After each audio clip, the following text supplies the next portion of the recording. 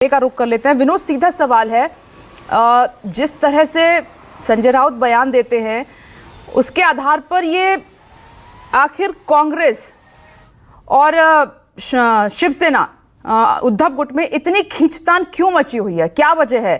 और आज आप देखिए प्रदेश अध्यक्ष ना जाकर प्रदेश प्रभारी जो है मातोश्री जा रहे हैं मुलाकात करने के लिए, ऐसा क्यों है? देखिए विपनेश, आपने काफी अच्छा सवाल पूछा है, मैं इसका एक ही जवाब दूंगा। विचारधारा का अंतर, ये जो झगड़ा चल रहा है ये विचारधारा के अंतर के वजह से है। इससे पहले 1999 में कांग्रेस और एनसीपी, कांग्रेस के दो पार्ट हुए थे, एनसीपी और कांग्रेस, दोनों ने चुनाव अलग अलग लड़े। उसके बाद वो एक साथ आए। फिर 2004 से लेकर 2014 तक एक साथ उन्होंने कई चुनाव लड़े, लेकिन वो गठबंधन में रहकर चुनाव लड़े। सीट शेयरिंग एकदम प्यार मोहब्बत से वहां पर होती थी, क्योंकि इनकी विचारधारा एक थी। शिवसेना की आइडियोलॉजी काफी अलग है, एनसीपी और कांग्रेस की आइडियोलॉजी काफी अलग है। शिवसेना ये चाहती है कि गठबंधन में उसे ज्यादा सीटें मिले और वो सीटें मिले जो कांग्रेस के और एनसीपी के पास है। उन सीटों पर दावा वहां पर शिवसेना यूबीटी कर रही है, जो कतई कांग्रेस को मंजूर नहीं है। हमेशा नाना पटोले प्रदेश अध्यक्ष खुद को वो अगला मुख्यमंत्री भी समझ रहे हैं यहाँ पर। हालांकि उन्होंने कभी बोला नहीं, लेकिन उनके कार्यकर्ता बैनर होर्डिंग लगाते हैं और खुद को बताते हैं कि अगला मुख्यमंत्री। तो जाहिर सी बात है, संजय राउत ने पहले नाना पटोले की दुखती रग पर हाथ रखा और कहा कि ये जो सीट शेयरिंग है यहाँ के नेताओं की संभव बात नहीं है, हम दिल्ली में बात करेंगे। इसके बाद नाना पटोले ने कहा कि संजय राउत उद्धव ठाकरे से भी बड़े हैं। तो जाहिर सी बात है, चुनाव से पहले प्रेस कॉन्फ्रेंस में एक नेता एक दूसरे के ऊपर कीचड़ फेंक रहे हैं और सभी लोग नेता एक दूसरे के चेहरे के यहाँ पर देखते हुए नजर आए हैं। यहाँ पर मैं आपको बात बताना चाहता हूं कि सबसे ज्यादा नाराजगी कांग्रेस पार्टी और शिवसेना यूबीटी में यहाँ पर देखने को मिल रही है। विदर्भ की कुछ ऐसी सीटें हैं, इन सीटों पर जहां पर उद्धव ठाकरे वो सीटें चाहती है, लेकिन कांग्रेस का कहना है कि इन सीटों पर इनकी कोई ताकत या क्षमता वहां पर नहीं है।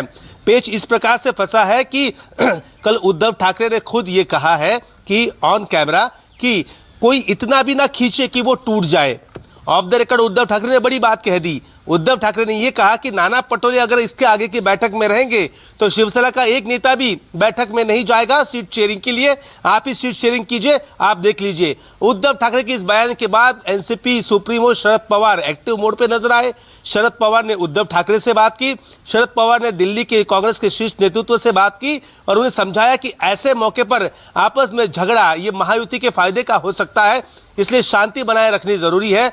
उसके बाद महाराष्ट्र कांग्रेस के प्रभारी रमेश चन्नीथला आज सुबह 11 बजे वहां पर मातोश्री पहुंच रहे हैं उद्धव ठाकरे से मिलने के लिए। देखिए पेच फंसा है 40 सीटों को लेकर। 40 सीटें ऐसी है कि जहां पर तीनों पार्टियां दावा कर रही है, लेकिन शरद पवार का यह कहना है कि दावा कोई भी करे, वहां जीत का मार्जिन जीत कौन दिला सकता है, उसी को वहां पर टिकट देना जरूरी है।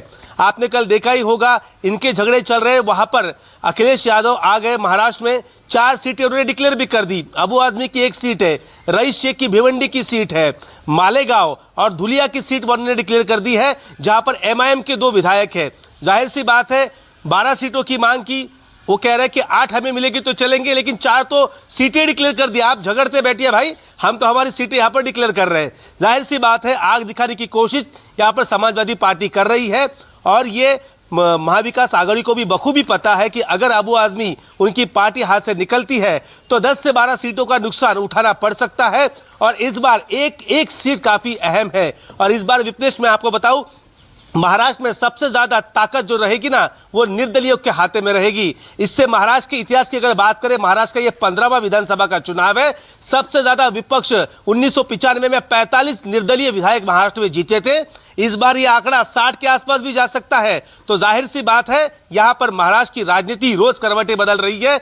अब मनोज जरांगे पाटिल कर समाज की बड़ी बैठक लेने वाले हैं और अधिकतर ये हमें सूत्र बता रहे हैं कि किसको गिराना है, इसकी लिस्ट तैयार कर ली है, कौन से चुनाव क्षेत्र में किसको हराना है और अपने कौन से उम्मीदवारों को निर्दलीय तौर पर मैदान में उतारना है, इसकी भी लिस्ट हो चुकी है। जाहिर सी बात है, अब जैसे जैसे लिस्ट डिक्लेयर होगी ना, वैसे वैसे दल बदल के नए हमें ये रूप देखने मिलेंगे। कभी ये पार्टी में, कभी वो पार्टी में, कभी ये पार्टी में, कभी वो पार्टी में। तो यही देखने को मिलेगा। अब सब इंतजार है कि लिस्ट कब डिक्लेयर हो रही है। विनोद, एक छोटा सा जवाब और चाहती हूँ, क्योंकि अखिलेश यादव की हमने बात की, वो कह रहे हैं कि एसपी जहां जीतेगी वो गठबंधन को हमें सीटें देनी पड़ेंगी, बात संख्या की नहीं जीत की। और अगर ऐसा नहीं होता है तो जैसे उत्तर प्रदेश में उनका पीडीए का फॉर्मूला हिट हुआ, महाराष्ट्र में भी वो लेकर चलेंगे आगे। एक छोटा सा जवाब मैं इस पर चाहती हूं आपसे। देखिए, सबसे अच्छे कह सकते हैं कि गठबंधन में कोई खेल रहा है तो समाजवादी पार्टी खेल रही है। 12 सीटों की मांग करे, 8 सीटों की बात करे और बाद में 4 पर उम्मीदवार डिक्लेयर करे। ये वही 4 सीटें हैं जहां पर समाजवादी पार्टी की ताकत है और वहां पर वो जीतने की क्षमता रखती है। उन्होंने अपनी 4 सीटें डिक्लेयर कर दी है। इसके आगे एक भी सीट उन्हें नहीं मिले तो भी चलेगा, लेकिन समाजवादी पार्टी ने सबसे पहले अपनी सीटें डिक्लेयर कर वो आगे बढ़ चुके हैं।